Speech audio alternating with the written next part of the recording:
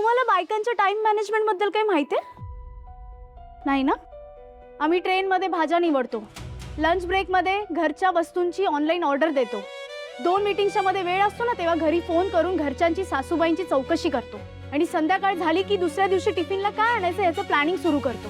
घरी जाताना बाजारातून सामान घेऊन जातो, रात्रीच्या जेवणाची तयारी करतो, घरच्यांचं जेवण झालं की दुसऱ्या दिवशी लागणाऱ्या डाळी उसळी भिजत ठेवतो, नवऱ्याला टूर्सला जायचं असेल तर त्याचे कपडे बॅगमध्ये भरून देतो, कधी कधी तर वॉशिंग मशीन रात्री लावतो, मुलाबाळांची बडबड ऐकतो, आई बाबांची चौकशी करतो, सण वार मुंज सगळ्याची तयारी करतो आणि मग झोपताना दुसऱ्या दिवशी ऑफिसमध्ये काय काय करायचं याचं रिमाइंडर भरून मेल पाठवतो आणि मग झोपतो.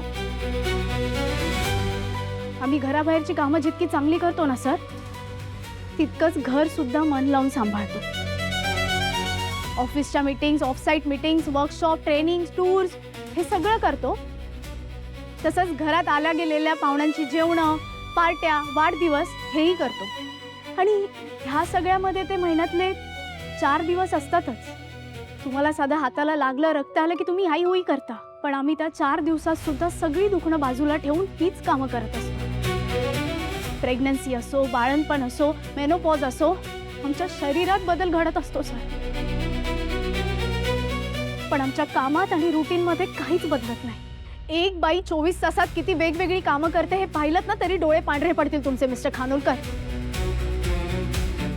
घरी जायला उशीर होतो हे एक वाक्य बोललं तरी आम्ही कारण देतो असं म्हणता तुम्ही. बाई काय काय करते याची यादी एकदा आठवून बघा, मग कळेल कामं न करण्याची कारणं कोण देतं. म्हणजे तुम्हाला असं म्हणायचं की आम्ही टाइमपास करतो, फक्त आराम करतो? असं आम्ही कधी म्हटलं मिस्टर खानोलकर? हे आम्ही नाही, तुम्ही म्हणताय.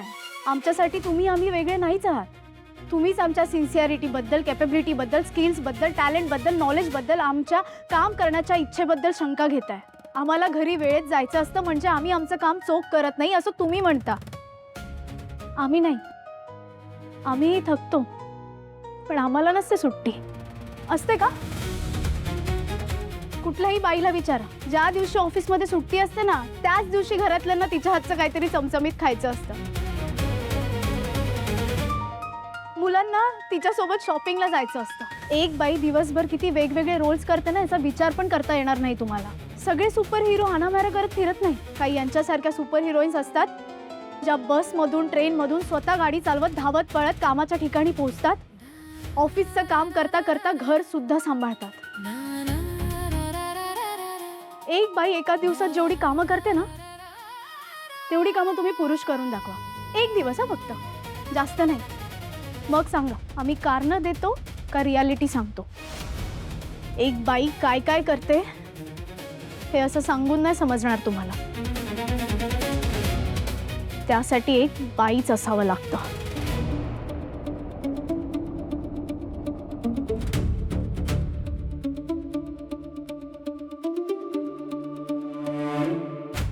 जायला सांग यांना.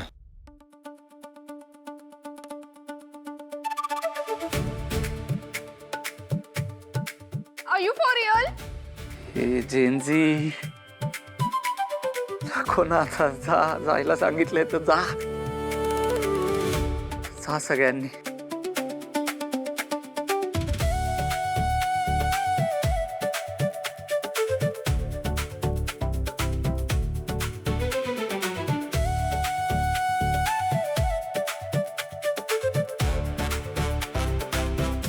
अरे यार कम ऑन.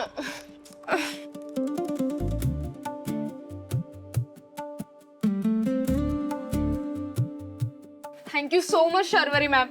तुम्हाला ना माझ्याकडून पार्टी, पण आज नको, it's too late now. Actually thank you so much Sharvari. तू आज जे बोललीस ना ते मी कधीच बोलू शकले नसते. हे सगळ्यांना माझ्या मम्मी पप्पांमुळे. त्यांनी मला एक गोष्ट शिकवली, घाबरायचं नाही. जिथे चुकीचं आहे ना तिथे बोलायचं. आपण घाबरलो ना की आपल्याला जास्त घाबरवतात. मी बोलते आणि बोलणारच. जिथे गरज आहे तिथे तर नक्कीच बोलणार. Nice, thank you. बटन दाब. हो. ए हॅलो B² तुला पैसे मिळालेत ना, मग आता काम कधी करणार आहेस? हे बघ, तू काम केलंस ना तरच तुला एक्स्ट्रा पैसे मिळतील ना, नाही तर नाही मिळणार. Over smart. मम्मा माझी कॉफी कुठे आहे? मम्मा तुला कधीपासून कॉफी सांगितलेली? Where is my coffee?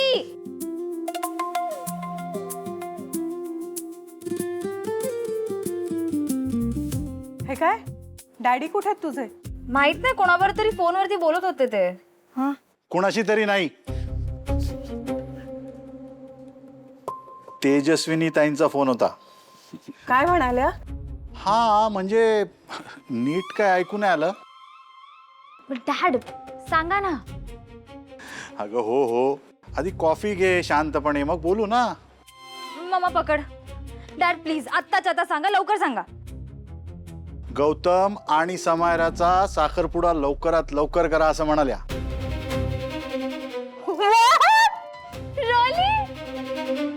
त्या स्वतःहून असं म्हणाल्या?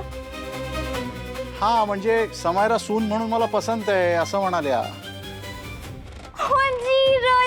थँक्यू सो मच फॉर दिस. एक मिनिट, म्हणजे आपण एवढी घाई नको करायला. नाही म्हणजे कसं आहे, अजून आशूचं तर आधी लग्न होऊन जाऊ दे. हा म्हणजे मी त्यांना तेच म्हणालो. अरे पण का? त्याच्याशी काय संबंध आहे आणि का थांबायचं आपण?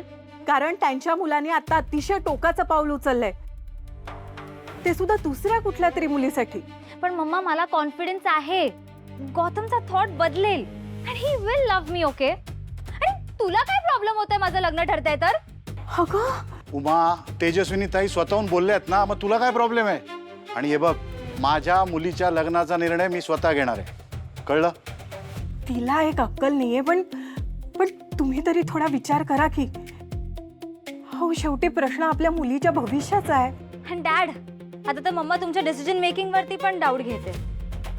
तुम्ही दोघांना तुम्हाला जे ठरवायचे ते ठरवा, पण माझं लग्न गौतमशीच होणार आहे, okay? That is decided. Samaira बेटा,